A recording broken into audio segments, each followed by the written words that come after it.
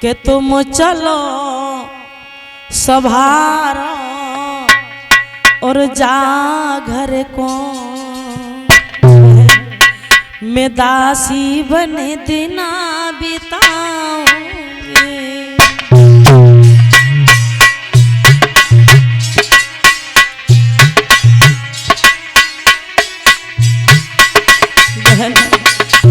आप रानी बनकर रहना, मैं दासी बन के बनी रहूंगी, लेकिन अपना डोला वापस मत करिए। तुम चलो समारो जा घर को मैं दासी बन देना बिताऊंगी। केवल दो रोटी मोय देती रहियो, हम तुम्हारो लला खिलाऊंगी।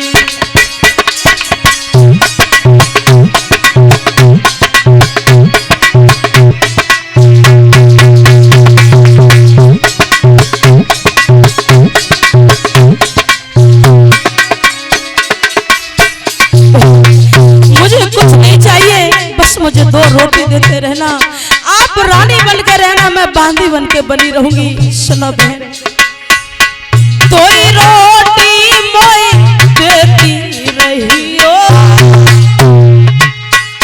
हम तुम्हारो लला खिलाऊंगी। और सुनो बहन, जब सोओगी तुम संध्या को हम तुम्हारी चरण दबाऊंगी।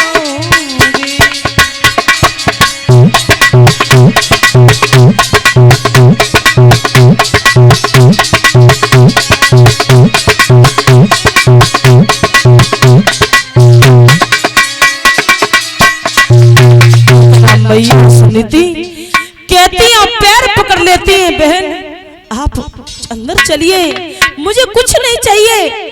अरे अगर मुझे कुछ चाहिए होता तो मैं दूसरा विवाह थोड़ी ना कराती। आप महलों में चलिए, आप रानी बनकर रहना, मैं बांदी बन के बनी रहूंगी। बस मुझे दो रोटी देते रहना, हम आपका सारा काम करूंगी, पैर भी दबाऊंगी, आपके बच्चे को भी खिलाऊंगी। महाराज लेकिन नहीं, सुरची ने कहा है कि सुनिए महाराज, अरे हम इसकी बात नहीं सुनना चाहती। अगर इसको रहना है तो बांदी बन के नहीं बल्कि काग बड़ानी बन के रहेगी। महाराज उत्तानपाद कहने लगे, नहीं सुरची ऐसा अन्याय मत करो। मैया सुनीति ने कहा है, जैसे राजा उत्तानपाद ने सुरची से कहा, सुरची इतना अन्याय मत करिए, मेरी बड़ी रानी बहुत अच्छी है, जिसने मेरा दूसरा विवाह कराया है। सुनीति कहने लगी, नाथ नहीं, आप कुछ नहीं बोलोगे। जब मैंने दूसरा विवाह कराया तभी मैंने अपने कलेजे पर पत्थर रख लिया था, मुझे कोई परेशानी नहीं है, मैं काग बड़ानी बन के भी रह लूंगी, लेकिन आपके चेहरे पर खुशी देखना चाहती हूँ। महाराज आज मैया रानी से काग बड़ानी बन जाती है, पटा हुआ बांस दे दिया, गजी की साड़ी, नील का लहंगा, और सारे दिन काग उड़ाती है। केवल दो रोटी मिलती, वो भी जौ की नमक से। मैया इस तरीके से अपना जीवन यापन कर रही है। धीमे धीमे समय गुजरता गया।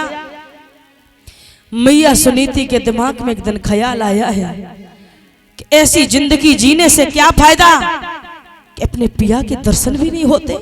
मैंने अपनी पिया की खुशी के लिए तो ये बलिदान दिया है, इतना बड़ा त्याग किया है, जो मैं एक पल भी अपने पिया को अपनी आंखों से ओझल नहीं होने देती थी। आज मुझे दर्शन भी नहीं हो रहे हैं। मैं बड़े से बड़ा दुख सह लूंगी, लेकिन कम से कम मुझे अपने पिया के दर्शन तो होते रहे। महाराज उसी समय श्रोताओं, मैया कहने लगी, मैं अब जी नहीं सकती, मैं मरना चाहती हूं, मुझे जीने का कोई शौक नहीं है। जिसके जीवन में पति हो उसके दर्शन भी ना हो तो ऐसी औरत को जीना ही बेकार है। मैं मर जाऊंगी। रात्रि के समय मैया मरने के लिए चलती है, जंगल में पहुंची है, जैसी आत्महत्या करने के लिए चली है तो देव ऋषि नारद आ जाते हैं। देव ऋषि नारद ने कहा है, बेटी क्या बात है, तो मरने क्यों जा रही हो, क्यों मर रही हो? सुनीति ने कहा है